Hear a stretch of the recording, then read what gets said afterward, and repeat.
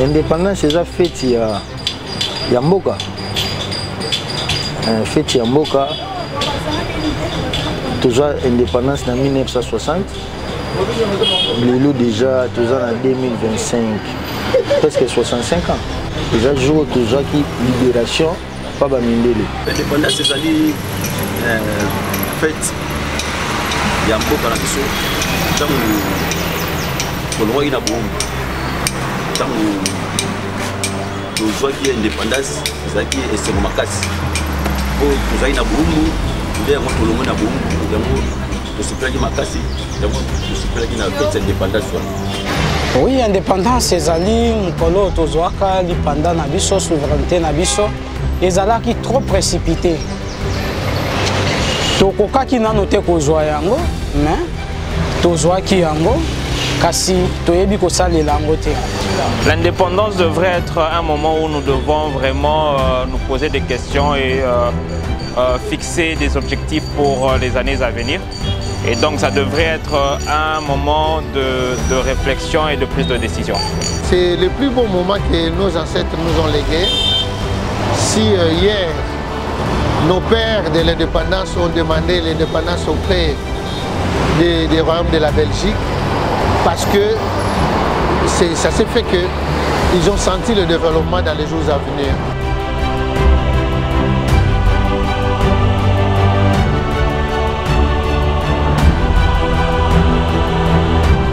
Nazolo ba vraiment pour nanga na moni révolution morizate parce que na ba 1970 quelque qui chasse zaki bien zalaki propre zalaki na ba norme o ikoza la pays mais lelo ndenge tozo kende qui chasse vraiment Congo actuel eza vraiment le roi to vivre na bunker. 60 ans après l'indépendance, c'est comme si tous les sous un ciment. Quand même étant autozalaki donc comment regretter, il fallait rester belge, je bâtis Kalanamboka que le lingue tozabi somoko. Tout Congolais qui sait que il est Congolais, il descend, doit se réjouir de cette indépendance qui nous a apporté plus le développement, qui nous a apporté plus les ouvertures sur le plan mondial. Et aujourd'hui, le peuple congolais est respecté partout parce qu'il est libre d'abord dans son état d'esprit, il est indépendant vis-à-vis de sa nation et il est indépendant aussi vis-à-vis de son esprit.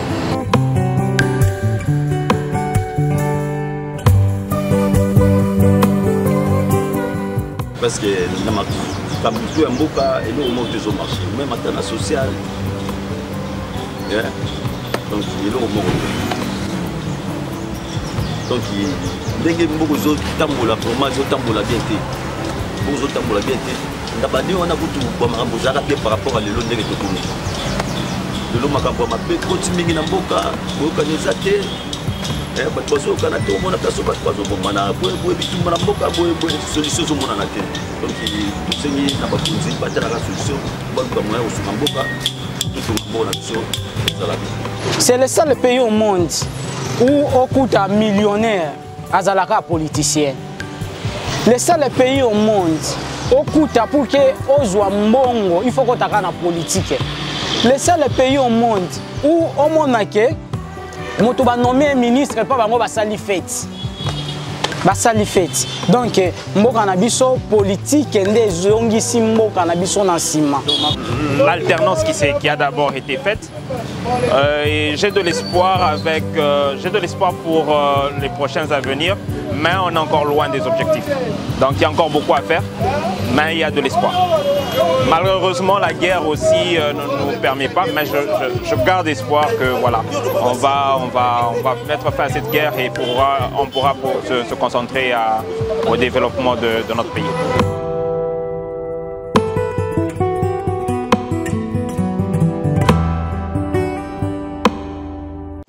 Les amboka na biso ba député bo futa ma plus cher, ba mboka ba voisin na biso pays bo futa ma ba député bo futa ma muke. Alors ceux qui ba sali que député zo ka bénéfice que $1 500 par mois. Ata bongo te za la ka prime ba ye bazana plénière ba pesi prime na ye. nayebi ke makambo wana ekosalema bongo te. C'est le seul pays au monde où les fonctionnaires ont une importance. Parce que les fonctionnaires ont moins de $150.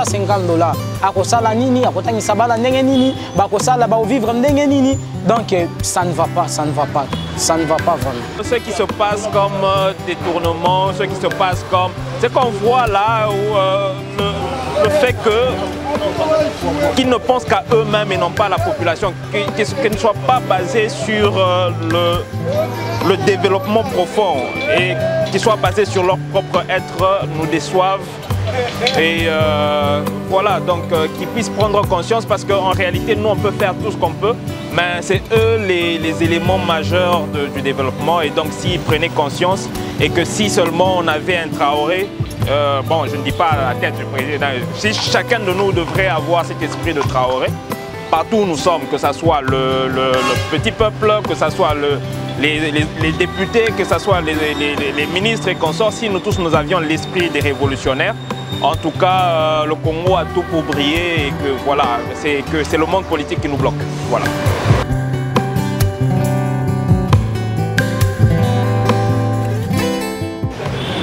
Tu vivre le roi, tu vivre, tu es battu, tout le monde a un pays moussou, un pays comme Angola.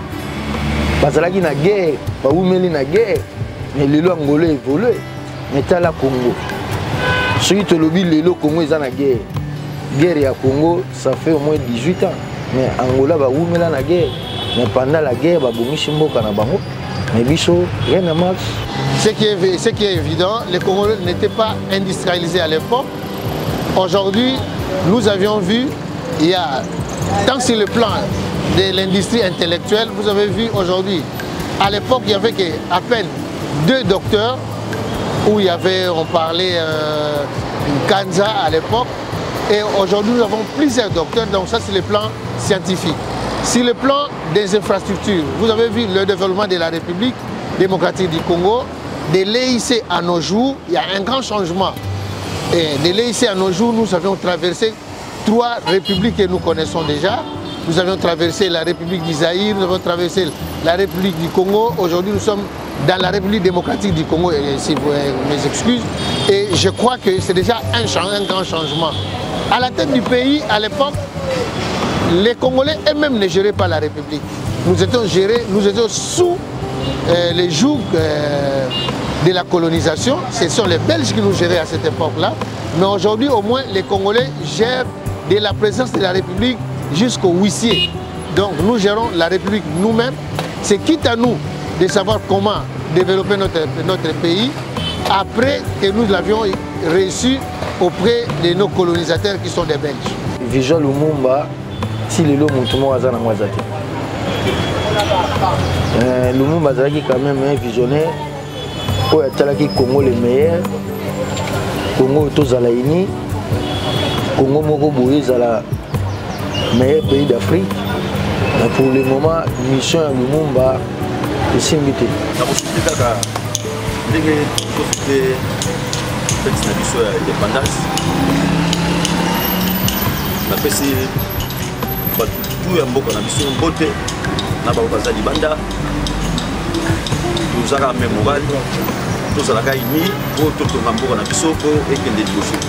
Si réellement balingi mboka bazwa volonté ya bongisa mboka mboka oyo eza ya biso nyonso lelo bao baza baokende histoire nini baotika pendant 65 ans depuis mondele atika biso donc tozomona makambo tozomona na Congo toyebi te so na bapays mosusu ezoresiste donc tozosenga bakonzi ya mboka bango mpe bakoleka mais batika Congo na bonne et due forme. Batika Congo ezala pays moko pays ya bakoko pays moko boye ezala bien. Batika Congo te na état bazotika ngo lelo parce que Congo ti lelo rien ne marche pendant 60 ans. Mboka na biso eza na problème na Est la République mais tozala sir nzamba zali tokori mboka na biso ekokende te badikanization kosalema na mboka na biso te eloko moko ekozala te tozala uni na bakonzi alors au lieu tofingaka bakonzi ya mboka esenge na biso nde tosambelaka mingi te mpona bango tosambelaka mpona bango basambela bongo ete bayeba kogouverner mboka oyo na ba volonté na bango te na ba sentiment na bango te mais Nzambe asunga bango molimo mosante conduit bango po batambwisa mboka lolenge oyo ekoki.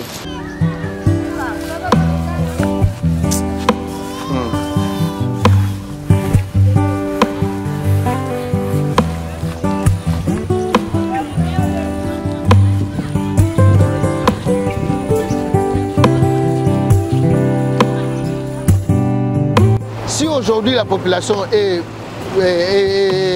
prise en charge, je crois qu'il y aura un développement qui est aussi la volonté politique. Aujourd'hui, nous sentons que le pays est presque divisé, où il y a encore des gens qui se battent encore pour le pouvoir par rapport aux armes. Et nous appelons à chacun de nous de prendre conscience parce que nous n'allons pas bâtir un Congo avec des morts. Nous n'allons pas bâtir un Congo sans la paix. Nous devons avoir la paix, nous devons aimer notre pays. Aujourd'hui, si le Congo continue à se diviser par rapport aux courses au pouvoir, je crois que nous avons déjà hérité la démocratie. Nous devrons passer par les élections. Tout celui qui a besoin du pouvoir doit passer par les élections et ça sera une bonne chose.